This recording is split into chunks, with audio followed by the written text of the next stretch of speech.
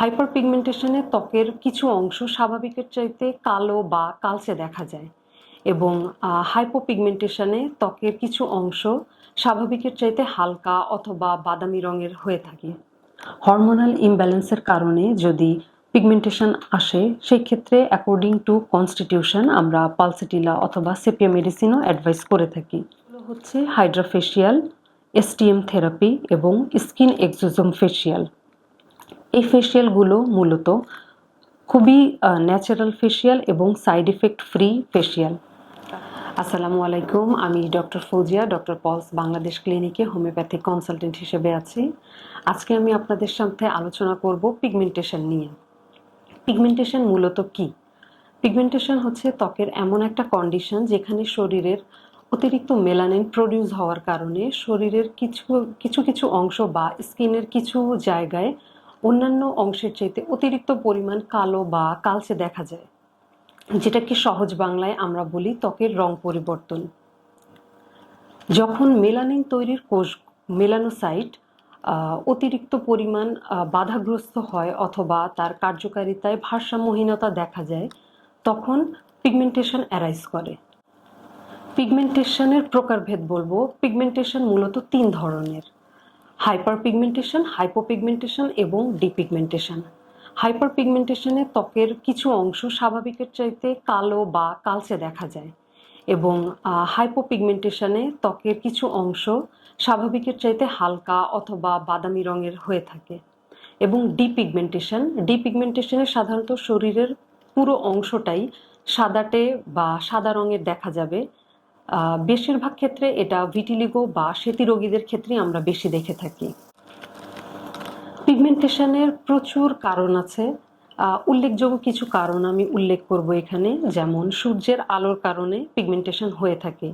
সেই ক্ষেত্রে দেখা যায় যদি অতিরিক্ত পরিমাণ সূর্যের আলোতে বা রোদে থাকা হয়, স্কিন নিজেকে প্রোটেকশন করার জন্য অতিরিক্ত পরিমাণ মেলানিন প্রডিউস করে। এই অতিরিক্ত পরিমাণ মেলানিন প্রডিউস করার কারণে স্কিনে ব্ল্যাক স্পট অথবা সানস্পট পড়ে থাকে।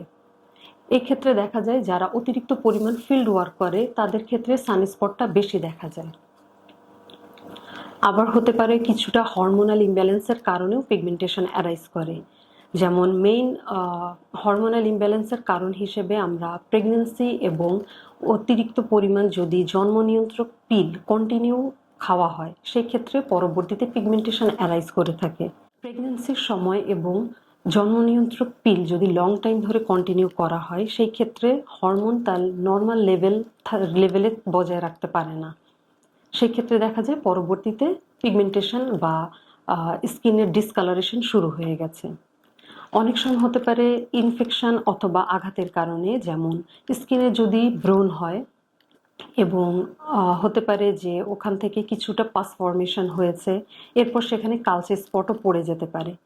অথবা যদি আগুনে পোড়ার দাগ থেকে থাকে, সেই ক্ষত সেরে যাওয়ার পরেও ওখানে ব্ল্যাক স্পট পড়ে যায়, যেটাকে আমরা অ্যাকর্ডিং টু মেডিকেল সায়েন্সে বলি পোস্ট ইনফ্লামেটরি হাইপার পিগমেন্টেশন। এছাড়া উল্লেখযোগ্য আরেকটি কারণ হচ্ছে জেনেটিক কারণে।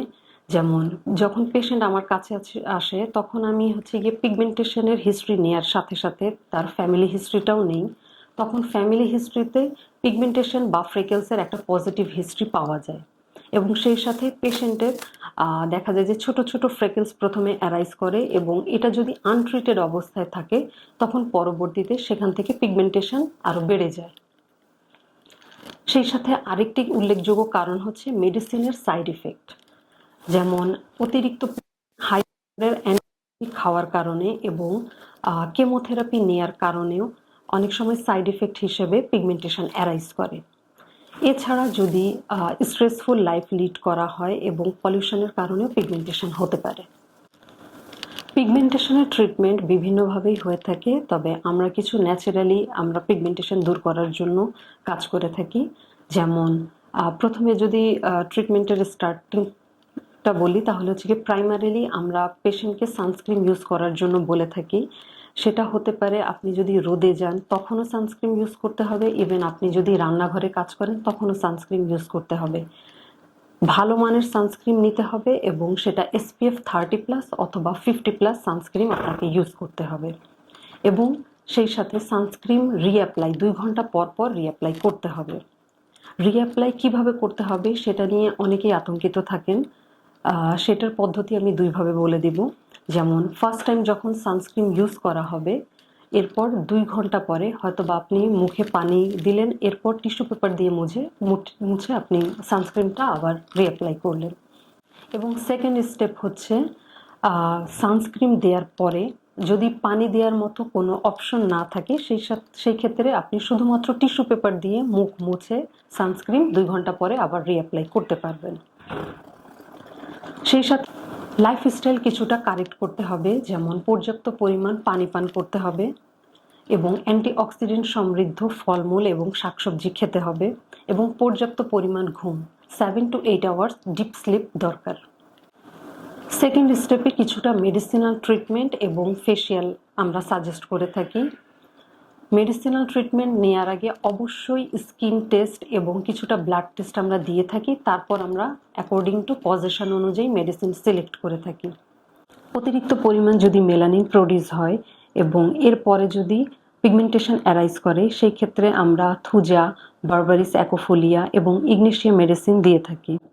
হরমোনাল ইমব্যালেন্সের কারণে যদি পিগমেন্টেশন আসে, সেই ক্ষেত্রে অ্যাকর্ডিং টু কনস্টিটিউশন আমরা পালসেটিলা অথবা সেপিয়া মেডিসিনও অ্যাডভাইস করে থাকি। এছাড়া পোস্ট ইনফ্লামেটরি হাইপার পিগমেন্টেশনের জন্য আমরা ক্যালিব্রোম অথবা সালফার মেডিসিনও দিয়ে থাকি। সেই সাথে যদি পেশেন্ট অতিরিক্ত পরিমাণ স্ট্রেসফুল লাইফ লিড করে, সেই ক্ষেত্রে আমরা স্কিন টোন ইমপ্রুভ করার জন্য ন্যাট্রামিওর, ল্যাকেসিস এবং ক্যান্থাডিসভেজের মতো মেডিসিন সিলেক্ট করে থাকি।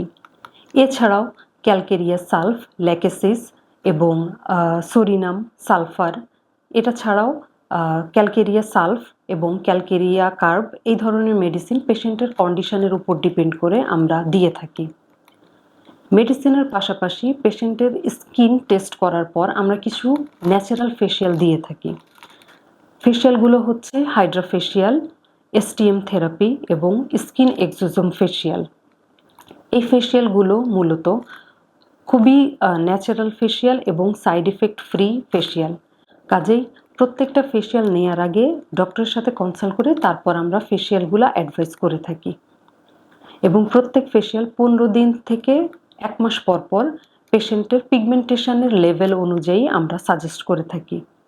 কাজেই আতঙ্কিত না হয়ে পিগমেন্টেশনের জন্য প্রপার ট্রিটমেন্ট স্টার্ট করুন এবং অবশ্যই ডক্টরের সাথে কনসাল্ট করে তারপর যে কোনো ফেসিয়াল বা মেডিসিন স্টার্ট করবেন।